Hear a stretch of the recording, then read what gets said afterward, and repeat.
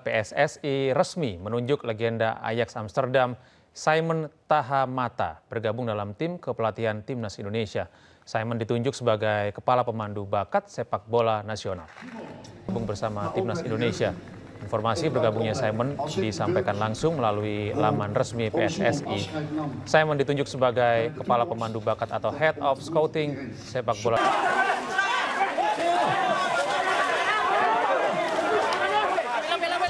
Sejumlah warga dan aparat kepolisian terlibat aksi saling dorong dalam proses eksekusi sebidang tanah yang sedang bermasalah di Jalan Trans Sulawesi di Desa Lapeo, Kecamatan Campalagian, Kabupaten Polewali Mandar, Sulawesi Barat, Kamis siang.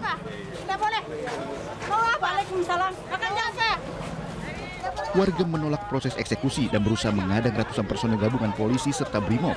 Namun situasi yang memanas memaksa petugas melakukan tindakan tegas. Sejumlah warga yang diduga menjadi provokator langsung diamankan oleh petugas. Bahkan pihak tergugat nekat menghadang kendaraan taktis milik polisi dan berusaha mencegat aparat mendekat di lokasi. Selama 2 jam perlawanan, warga dengan aparat berakhir setelah pihak Pengadilan Negeri Polewali Mandar membacakan putusan eksekusi di tanah sengketa sejak tahun 2006 silam antara pihak penggugat Nur Cahyo dan tergugat Hasanuddin Pilings. Sengketa dari tahun 2006 dan berhasil kita eksekusi pada hari ini. Seperti kita bisa lihat, alat berat sedang melakukan pembongkaran. Jadi tadi ada sedikit gesekan dan ada beberapa yang kita amankan yang diduga sebagai provokasi atau provokator dalam aksi mempengaruhi massa untuk melakukan tindakan anarkis. Seluruh barang yang berada di dalam rumah milik tergugat dikeluarkan dan bangunan dihancurkan menggunakan alat berat. Situasi berangsur kondusif namun penjagaan masih dilakukan untuk menghindari bentrokan susulan. Dari Polewali Mandar, Sulawesi Barat, Uzair Zainal melaporkan.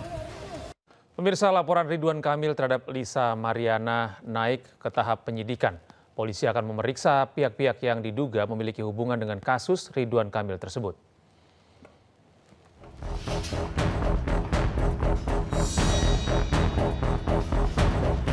Direktur Tindak Pidana Siber Bareskrim Polri, Brigjen Pol Himawan Bayu Aji mengatakan, laporan mantan Gubernur Jawa Barat Ridwan Kamil terhadap Lisa Mariana sudah naik tahap penyidikan.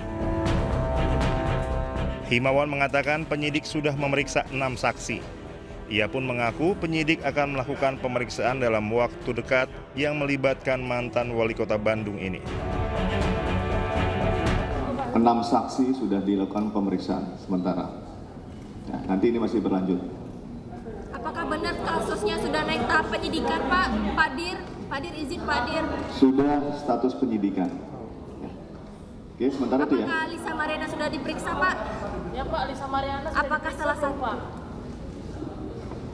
Dalam waktu dekat nanti akan dilakukan pemeriksaan kepada semua yang berhubungan dengan case ini. Pak, tapi apa sih Pak alasannya sampai sekarang Lisa Mariana belum diperiksa? Ya, nanti dari hasil penyidikan Pak bisa.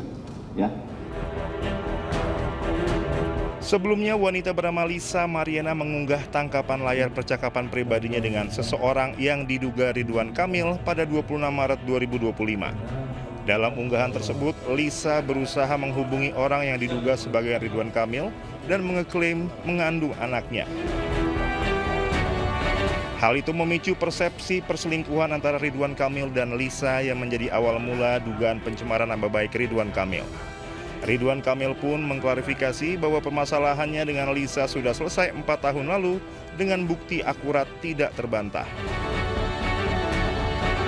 Tim Liputan iNews melaporkan.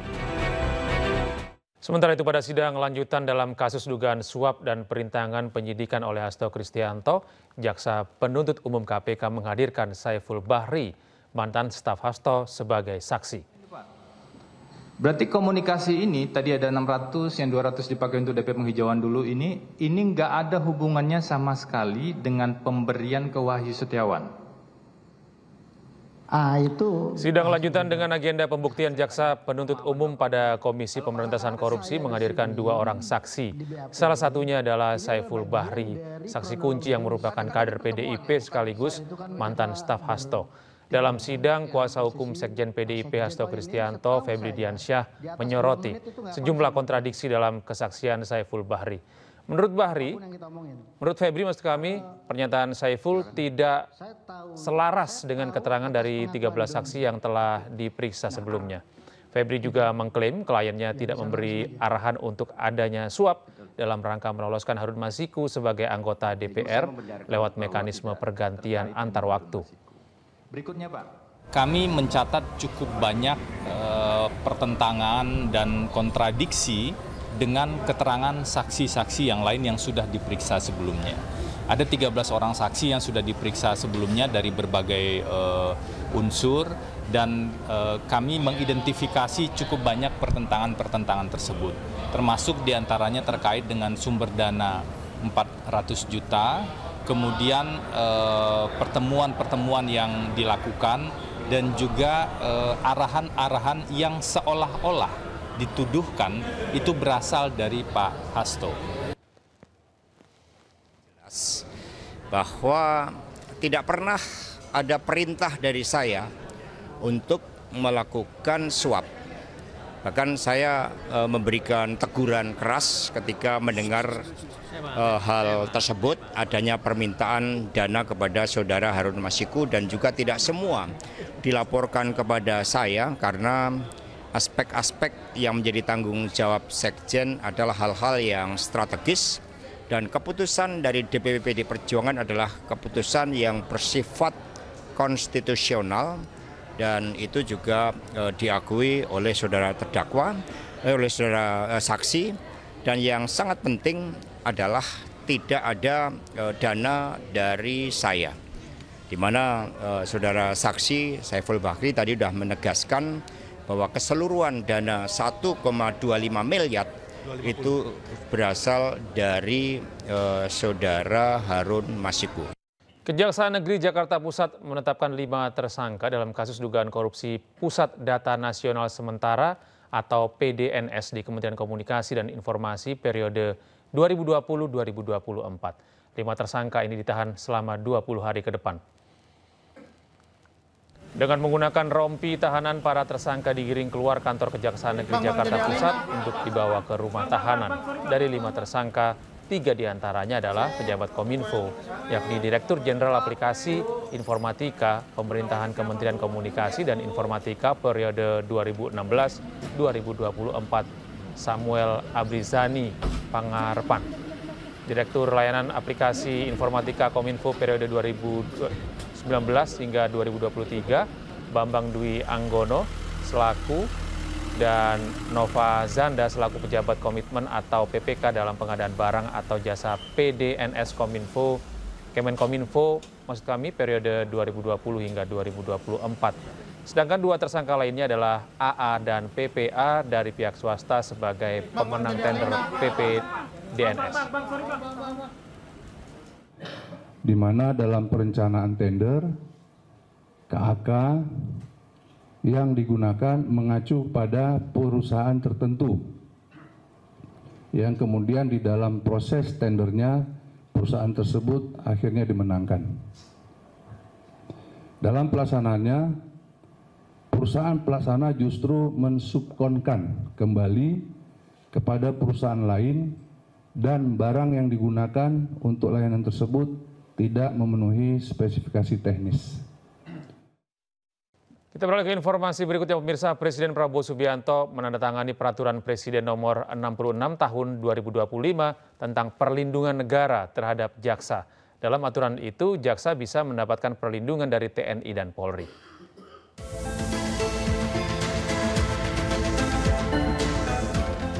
Presiden Prabowo Subianto bersama Mensesnek Prasetyo Hadi telah menandatangani Perpres 66 tahun 2025 tentang perlindungan negara terhadap jaksa dalam melaksanakan tugas dan fungsi Kejaksaan RI pada 21 Mei 2025. Pada Perpres 66 tahun 2025 tersebut menyebutkan bahwa jaksa dalam melaksanakan tugas dan fungsi harus bebas dari ancaman, intimidasi, dan tekanan dari pihak manapun.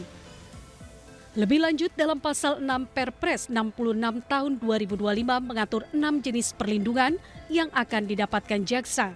Keenam perlindungan itu adalah perlindungan atas keamanan pribadi, perlindungan tempat tinggal, perlindungan pada tempat kediaman baru atau rumah aman, perlindungan terhadap harta benda, perlindungan terhadap kerahasiaan identitas, serta perlindungan lain sesuai dengan kondisi dan kebutuhan. Kepala Komunikasi Kepresidenan Hasan Nazmi menyebut bahwa Perpres 66 tahun 2025 merupakan bentuk perlindungan negara terhadap para jaksa, terutama jaksa-jaksa yang menangani kasus yang berat. Ia menyebut perlindungan terhadap jaksa dan keluarganya diberikan oleh kepolisian, sementara perlindungan institusi termasuk di dalamnya penjagaan kejaksaan akan dilakukan oleh TNI. Kita pun sudah dapat ya, Perpres nomor 66 tahun 2025. Isinya itu adalah perlindungan negara terhadap jaksa. Jadi kalau untuk pribadi-pribadi jaksa, keluarga jaksa, itu perlindungannya dimintakan ke kepolisian. Kalau untuk institusi, menjaga kejaksaan dan mendampingi kejaksaan ketika melakukan tugas di lapangan, itu dimintakan kepada TNI. Jadi ini lebih ke bentuk perlindungan negara terhadap jaksa-jaksa yang bertugas, terutama jaksa-jaksa yang membongkar kejahatan-kejahatan yang sangat besar. Sehingga mungkin ada ancaman bahaya buat kami, para